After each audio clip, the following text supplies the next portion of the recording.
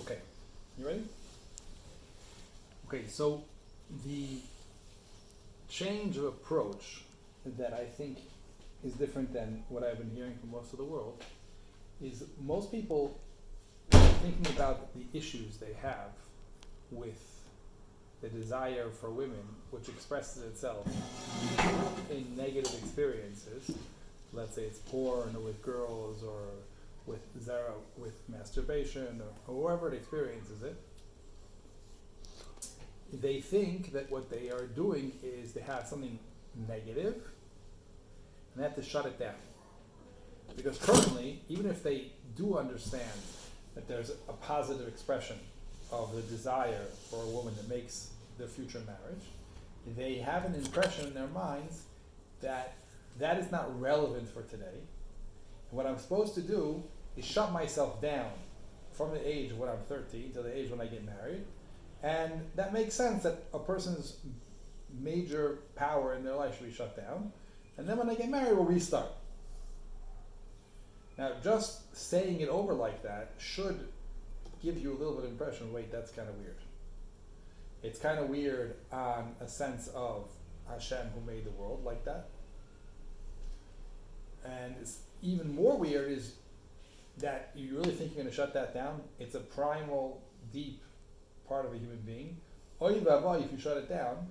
And if you do shut it down, who says it's going to come back when you get married? And from experience working with people all the time, the ones who are super matzliach on shutting it down, they have terrible issues in their marriage. Because they created it in such a negative light that to harness that energy, to not have all kinds of weird associations while they're doing it, definitely does not create a good environment for the zivug. So the question is, what are we doing with these kohos in all the years until we get married? And the truth is, the answer, I don't have to tell you the answer. Every single person can know the answer from within inside themselves. And that's the whole point of the desire itself. Because you can really look at it inside of yourself. I'll tell you, I always bring this out to people, and it's quite funny, is that I counsel people all the time. And sometimes I have two extremes come at exactly the same time. So I remember I had a guy who was 40-something years old, and he decided to go crazy, and he had issues in his marriage. He decided to be completely hefker, and he took as many as women as he possibly could, right? And he's complaining to me he feels very empty. He doesn't have his. And then I have on the other side a bacher who's trying to be holy, and he's like, where's mine? I feel so bad. If I just was married, everything would be okay. Right? So you can have both extremes happen where a person can have all the opportunities in the world and never be satisfied, or you can have no opportunities and think that the only solution is getting married. And that same boy, when he started dating his wife, he didn't have issues. So, before they got married, Which one? the boy who said he couldn't survive without his wife, he's having all kinds of issues. When he started dating, even though there was no physical touch, the issues went away. Now, if we want to really understand why this works and how this works, the best way is not for anybody to tell you, but it's to go inside. And this is really the key to all of Avoda and Shmiras Habris, is to become aware of what's going on inside of it. What are the needs that are being expressed when you are pushed to look at or to do these things? That's the point. What's behind it? We always think of things as actions, but really there's midos, and behind midos are desires that are pushing ourselves. And if we get to the core desire, then you'll find out that actually that core desire can be satisfied in many, many different ways.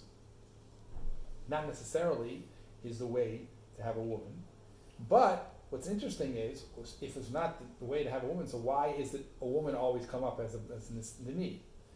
And the reason is because those desires are actually best satisfied in an amazing marriage.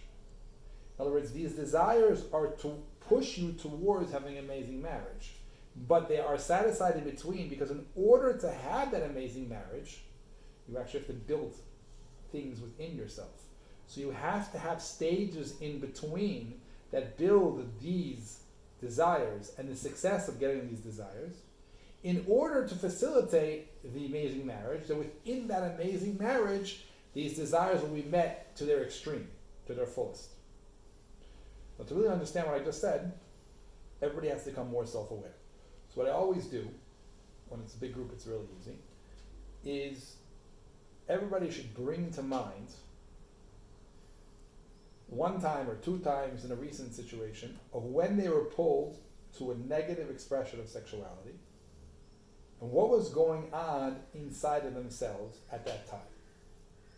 Now, to be self-aware, to know what's going on inside of you, you have to track three things. And sometimes it's not so easy to do this. Sometimes you need to breathe and feel. But there are three separate topics. One is, what am I thinking? The second is, what am I feeling? And the third is, what do I want? A thought is always the source of a feeling. People cannot have emotions without thoughts. The thoughts are, the feelings are the shadow of a thought. And the topic of people's thoughts is their needs. So,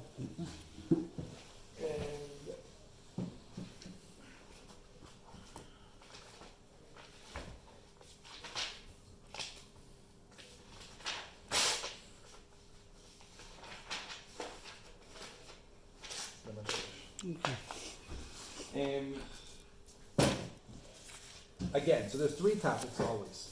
There's thoughts, there's feelings, and there's need, ratzon, desire. In order to really get a full picture of something, you really need to track all three things. And sometimes it's harder for people to access their needs and their thought process, because the most raw part of the experience is their feelings. The purpose of feelings is to be a roadmap, right? The same way it's obvious to you that when you touch a stove and your hands burn, the purpose of that feeling of having pain is in order for you to experience, is in order for you to know that you have to stop this action. One position is better than John's.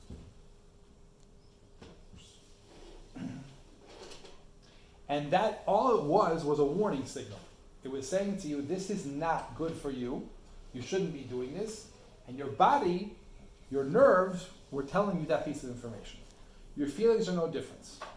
When a person is happy, when a person is safe, when a person is satisfied, the emotions are going to teach them something about the experience. When a person is scared, when a person is angry, when a person is sad, again, the emotion is coming to tell them there's something that needs to be fixed over here in this situation. Once you have the message... Does the emotion teach you about your ratzon? I'll show you. Once you have the message, it's not important anymore to focus on the feeling, just as a way of getting to the message. So it's a portal to understand what the message is. What's the message mean? What am I thinking now? What's going on inside of me that I'm feeling this way, right? So if, for example, I find myself, in the middle of the day, like really desiring to look at something, right? And I start, okay, what's going on with me? Well, I'm feeling really sad. Oh, really? Okay. What are you sad about? Well, I feel lonely. I think that I'm by myself. No one wants me. Right? So the feeling isn't the point anymore. The issue is that you're lonely. Your psyche, your emotional makeup is giving you a sign and saying, there's something out here that's not in Tukan. You're alone. People are supposed to be connected beings. They're not supposed to be alone. let's fix it. I don't feel good. But if you spend a lot of time thinking about the sadness, you're going to get lost. The point is, okay, what's up? Oh, what's up is I feel alone. Okay, so now when you think that and you're sad, what do you want?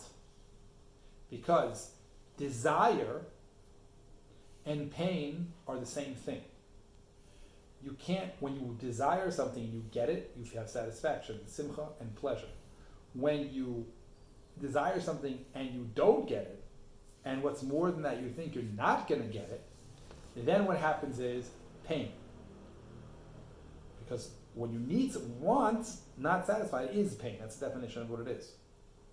So when you're looking and you're feeling sad, Pain is not just like something that hurts you. Could be also physical.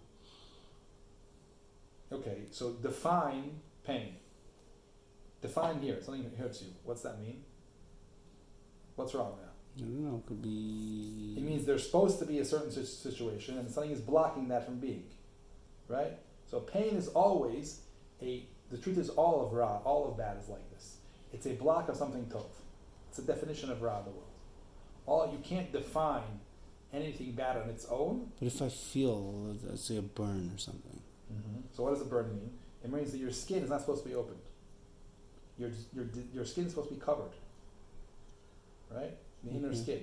So it needs to be covered. Right? Okay. Right? Everything that's negative in the world is just a block of something tov. The reason for that is because the world starts as Hashem. It's all tov, and the only anything that comes in the world is blocking that. But by definition, anytime you have a situation which is negative, it's to direct you towards what's missing in your life. Let's go deal with it. And for the rest of your life, you're going to have these things because the rest of your life you're going to be fixing and gaining more refinement, more connection to Hashem, more becoming a better person, more spiritual being as opposed to physical being. You're always going to meet Kadem. So when you get to a certain place, you're going to desire the new one, you're going to feel the lack of that one.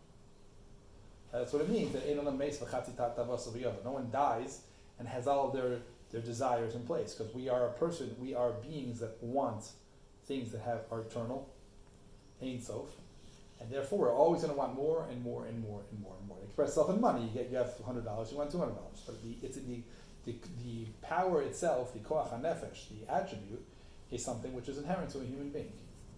I want more. I am in pain that I don't have it. Okay, so there's nothing wrong with the process. It's a beautiful process. When someone's in pain, the problem with being in pain is being stuck in it. It's like it takes over your life. You're thinking about the fact that you're in pain, and it's so bad, and then it becomes suffering. As opposed to just a statement like touch the whoop, now let's go deal with it. Then it's great. That's just a roadmap. Okay. But take for example, we have our holy friend. He's sitting and working in front of his computer, and he feels like, wow, it's really pulling me. I got to do this. Okay, what am I feeling? I'm feeling really sad. Oh, really? What are you sad about? No one cares about me. I'm literally all alone in the world. So what do you want? I want to be connected. Okay, so why you want to look at a screen?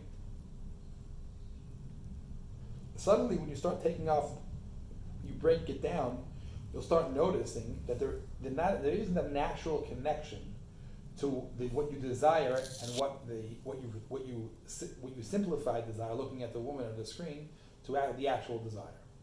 And yet, it's still there. Why? Because the nature of a relationship with a woman is one that builds incredible connection. And the desire that we have for women is, the purpose of it is to push us to have that connection.